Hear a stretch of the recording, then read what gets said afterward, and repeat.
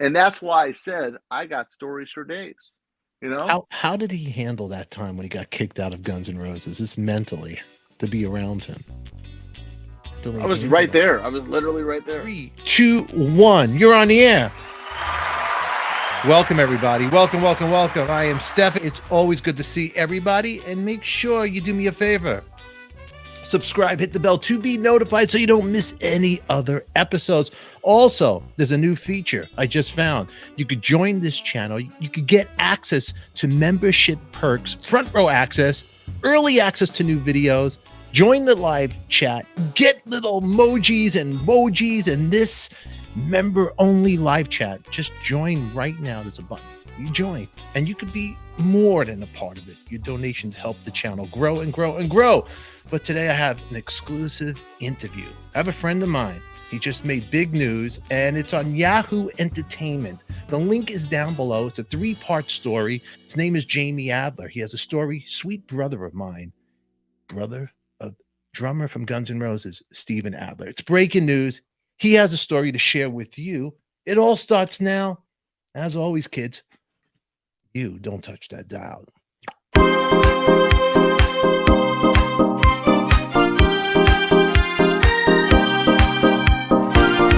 Well, today on Yahoo News, sweet brother of mine, Jamie Adler, he is sharing his story about his times growing up with his older brother, Steven Adler.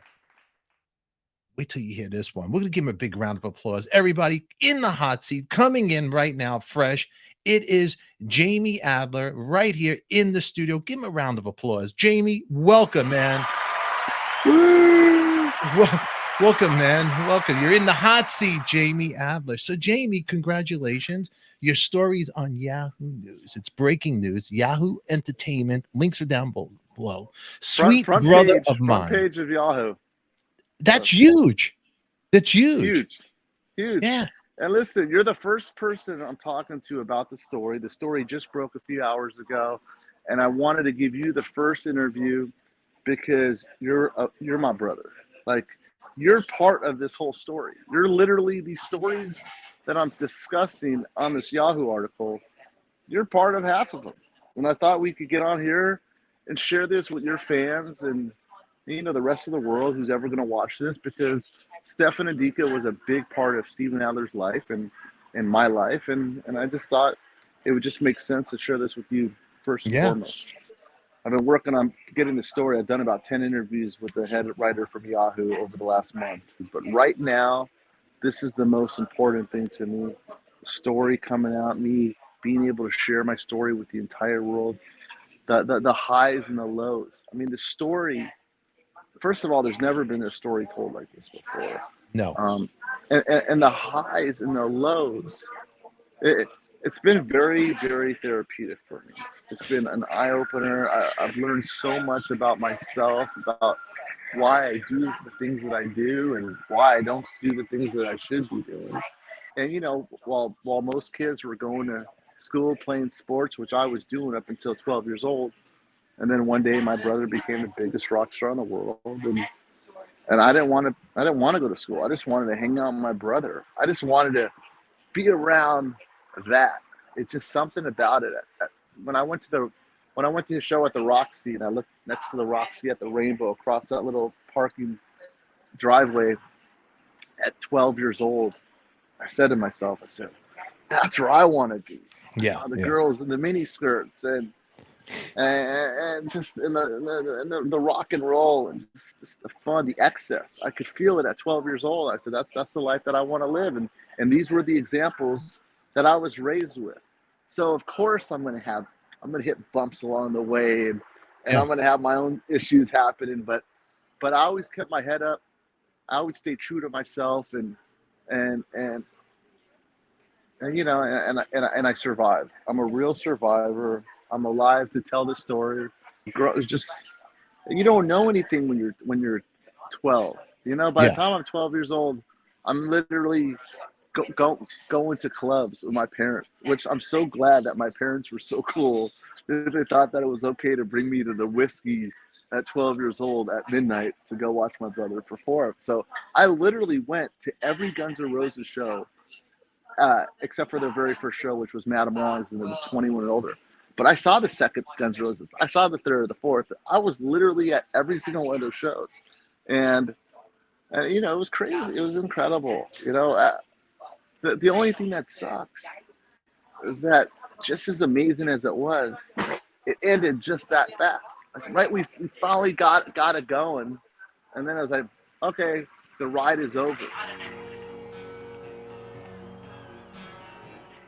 And what people don't realize, and you know, I'm in entertainment.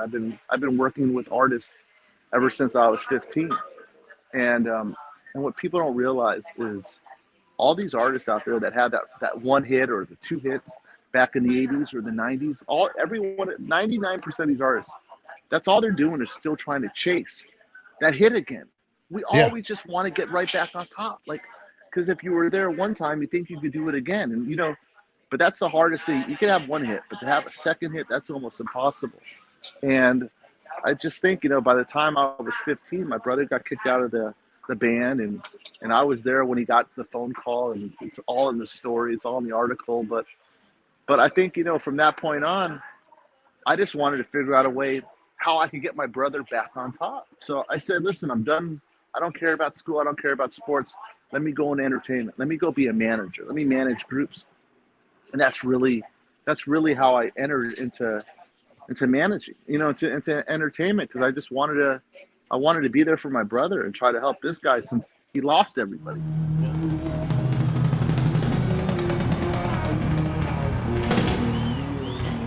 When Steven in 1988, they played at the MTV Music Awards, and my brother took care of me and my mom, and we went to the MTV Music Awards, and we had all access passes. We had the greatest time. Well, within a year's time, maybe a year and a half time, Steven was kicked out of the band, okay? But I still remember going to the MTV Music Awards, and I wanted to go back. So I figured out a way, because I'm a go-getter, you know? I figured out a way. This is the 1990, 91, I was doing this. Me and my best friend, Steve Levine, we would show up to the American Music Awards, MTV Music Awards, and we would go up to the VIP counter, and we would look for a name on that list, and we would give them that name. And they would hand us the envelope, because they weren't asking for IDs back then. So, you know, we're backstage at the awards show, and there's all the artists. And I'm with Justin and Brandon, and Justin sees Kurt Cobain 10 feet from me. He's like, oh my God, there's Kurt. And Justin used to tell us that he went to summer camp with Kurt. And we never believed him. So right there's Kurt. So he goes right up. I'm like, where are you going? He's like, I'm going to go talk to him. I'm like, you don't know him. He's like, yes, I do. He goes right up to Kurt. Kurt sees him, gives him a huge hug. Yeah, next Justin's like, come on over here. Next thing you know, we go over there, and we're hanging out, freaking Kurt Cobain. I gave Kurt a hug. We're chilling. Next thing you know, Kurt's got to go get ready. He's like, yo, it's nice meeting you guys. Gives Justin a hug. Kurt goes, walks away. And did Kurt know did he know that Steven was your brother? Did you say anything like that or no at that? Yeah. Well, Justin definitely told him, yeah, that's Steven Adler's brother from Guns N' Roses. So then we're hanging out, and we're just tripping out that Justin really knew Kurt. So the next thing you know, we're literally 5 feet away, 10 feet, maybe 10 feet away. Oh yeah, but before that happened, I saw Axl, and I went over to Axl, and this is the first time I've seen Axl in years. And I go up to Axl, I'm like, Axl, I said, this is I'm Jamie Adler, Steven Adler's brother. And then he was shocked, because Axl knows me. I mean, he came to my house for dinner before, but I haven't seen him in years, and now I'm older. And bro, Axl, he just looked up in the sky for 15 seconds. And he was just like soaking it in, like, oh my God, here's little Adler talking about big Adler. And then he looks down at me, he's like, yo, send your brother my love. He was so nice to me. He was so like, and I never had a resentment for Axl after that. Like, I always knew that Axl cared and loved my brother. I could just feel it when we had that conversation. But then about a minute later, 2 minutes later, I just hung out with Kurt. I just hung out with Axl. 2 minutes later, these two guys are going at, there's a fight breaking out. There's Courtney, she's yelling, and I just see like a squabble going on. I don't even know. It was just chaos, and everyone's jumping around. And that was the infamous backstage fight between Axl Rose and Kurt Cobain. And I was right there. I was In 1992, I was 17 years old. Should be a movie, Jamie. I mean, I think so. You know how this, because I'm a pretty private person for the most part, and but during the pandemic, I decided I'm just gonna write an inventory, like really just get it all out of my system, get it off my chest. Someone said it's very therapeutic. I had nothing else better to do, and I'm just gonna write and write with no expectations, just for myself. And I said, worst case scenario, this is something for my children that they could learn about their father. And I ended up writing 80,000 words. My brother literally sold more records than every single artist of all time ever in history on their debut rock album. My brother, out of 7 billion people, there's only 5 guys in the world that can make that claim. And one of those guys happens to be my brother. And I thought my story is so special because I care so much about my brother, because not only is he that icon of one of five, but he's my brother. And that's why that's why I feel my story is so important and should be told, because I was willing to go to any lengths to try and save my brother's life. And I was willing to risk it all. And I did risk it all. I never cared about my brother's money. And to prove that, it was only me and my mom and my brother's will. We're the only ones that was in the guy's will. I told my mom, I said, if I go through with abducting my brother to get him off of drugs, we're out of his will forever. I just want you to know that. I'm okay with it. She's like, well, I'm okay with it. I'm like, okay, cool. Because we really didn't care about my brother's money. I make money. I mean, he owns 15% of Guns N' Roses music. The reason I had to do what I did, he was going to die within a week, the doctor said. The doctor said if he doesn't take this medication for the next 30 days, he will be a dead man, because he had these abscesses and he had a blood infection going through his body, right? And I knew he was never going to take this medication for the next 30 days. He just left the hospital. He escaped from the hospital while they were trying to give him medical help. He was green. And that's why I decided to do what we were going to do. One last chance, one last time to try to save my brother's life. But I knew doing what I did, he's going to hate me forever.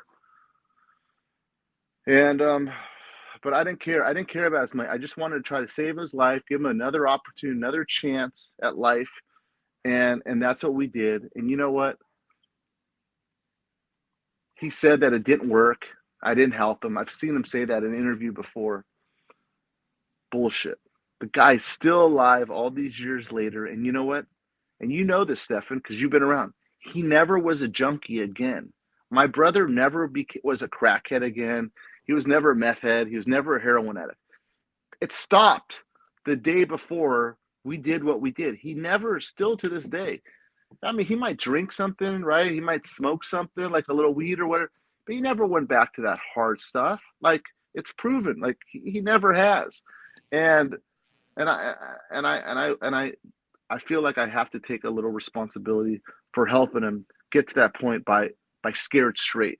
I feel like we did that scared straight method. That was the only thing that would have ever worked with my brother. He was never willing to give himself a chance. So I had to try to force to give him a chance. And he's still alive. He's touring the world. He played, I think, 4 shows with Guns N' Roses since they got back together. And I'm proud of my brother. And honestly, Stefan, since the story came out, I've had at least 100 people reach out to me and said, "I'm so glad you did what you did. Thank you for doing that." And I'm glad I did what I did too. My brother is my hero, and I'm so afraid to lose him. You best believe I was willing to do whatever it takes. I mean, you talk about in this article on Yahoo, the kidnapping of Steven Adler. Listen, first of all, the guy was an adult. Just kidnapping is just such a big, strong word. And March 2007, there was around. Yeah. So, I mean, it's more adult napping, because the guy he's probably 40 at that time. It's not something that I wanted to do. It was something that I was forced to do. I didn't know. I didn't have any other options. And the crazy part is I've been talking about doing this since I was probably 15 years old. Since I knew the guy was a drug addict, since he became a junkie, I've been saying we need to kidnap him. We need to do something to get him off this shit. Yeah. Now in the picture Because he here, wasn't. in this picture, this is around Look that. Is how that great that picture is. Yeah, this is right around. This is short. This is shortly after. He got clean. This is shortly after this. That there's Scott Storch, Steve Lobel, and Steven and myself. Let me just tell you, I don't blame my brother for having resentments against me. You understand? I don't blame him, of course. Like, we literally held him against his will to get off of drugs. Okay. And here's the question: was I afraid to get arrested? Was I afraid for the police? Stefan, I literally, if this was today, I couldn't do it. I couldn't do it today. It's like, the laws are so strict, and the Me Too movements, and everyone's this cold cancel culture, and there's cameras everywhere. Life's different. We live in a different world today. But back then, I knew that I had the support of everybody in my brother's life that was ever in his life, past, present, and future. Yeah. That everybody would have testified and supported me and told that judge and told the jury, hey, his little brother had no choice but to do what he did. And you would attest to that. Every one of Steven's ex-girlfriends would attest to that. Every one of Steven's friends, because everybody knew he was a lost cause. He lost everybody. He was literally all alone, had nobody in his life. He was living on a couch in his room in a beautiful house in Las Vegas that he owned, in a dark room, getting high all day. All of his wife even left him. His beautiful wife, who he's still with to this day, who they live together because he got his life together, she wasn't even there. He was all alone in this room, in this nice house, actually. And I had no choice but to pull him out of this house and to try to give him a life back, and man, it's just really, really heavy to think about what we were going through, back then. I mean, you were there, Stefan. Oh yeah. So everybody in our life, and I mean hundreds of people, would have had my back if something happened during that time. And listen, we didn't have him chained up in a room all alone. We were going to the doctor. Don't get it twisted. About a week later, I had him at the dentist office. We were at the dentist office with Steven within a week, helping him get his teeth together. The dentist knew what was going on. And Steven could have left. He could have ran away if he wanted to. In these certain situations, he did try to escape, of course. But in these situations, like when we're at the dentist office, he could have ran, but he knew we had his best interest, and what we were doing was helping him. We were literally taking him to the dentist every week, trying to repair his rotten teeth. Now, if you see his teeth are beautiful. He's 57 years old. He's still alive. He's still playing the drums. He's not a mess. We did something good for the guy. I don't know, man. Somebody writes on the comments for Yahoo, wouldn't put his name 4 hours ago. They write, tough choices, but I'm on Jamie's side. It was the only option he seemed to have had. I truly hope their relationship is repaired someday. Yeah, I mean, that'd be nice. I also, it's also in the article that if you were to ask Steven what my 3 babies' names are, because I got 3 babies now under 5, he would not know my kids' names. He has not talked to my children. He has not called. He doesn't check in. And he's their uncle. And I would love for one day our relationship to be repaired and that my children can know their uncle. Obviously, if he's in good condition and if he's healthy, then I'd want him to know their uncle, But yeah, I mean, listen, it is what it is. Last time you saw Steven, when was that? Um, 6 years ago, pre-pandemic. We've maybe texted a couple times. Um, you know, the guy has resentments. But listen, our relationship, our resentments, our relationship's always been ups and downs.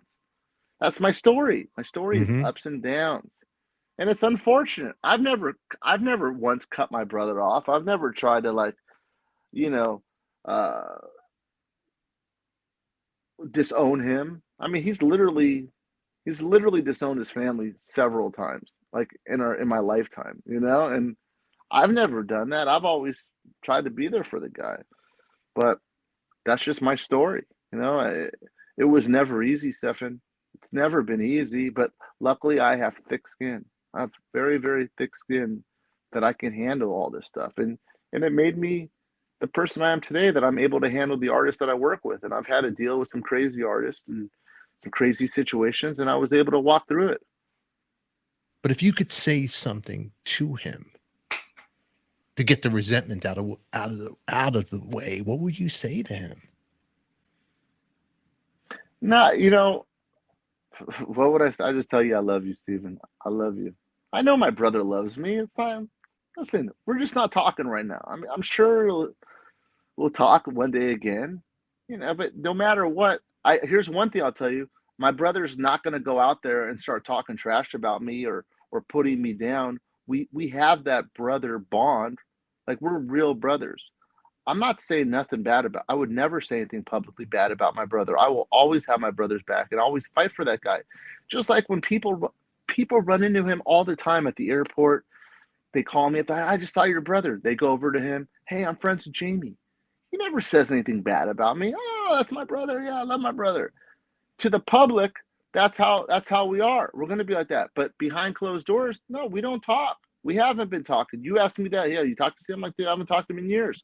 We don't have that relationship, and we're brothers, and it's unfortunate, but brothers do fight. And listen, one thing I wanted to get out on this story too is, I might have a rock star brother and this and that, but I'm no different than you. Like, we're all the same. Like, I struggle. I have issues. I have problems, family problems.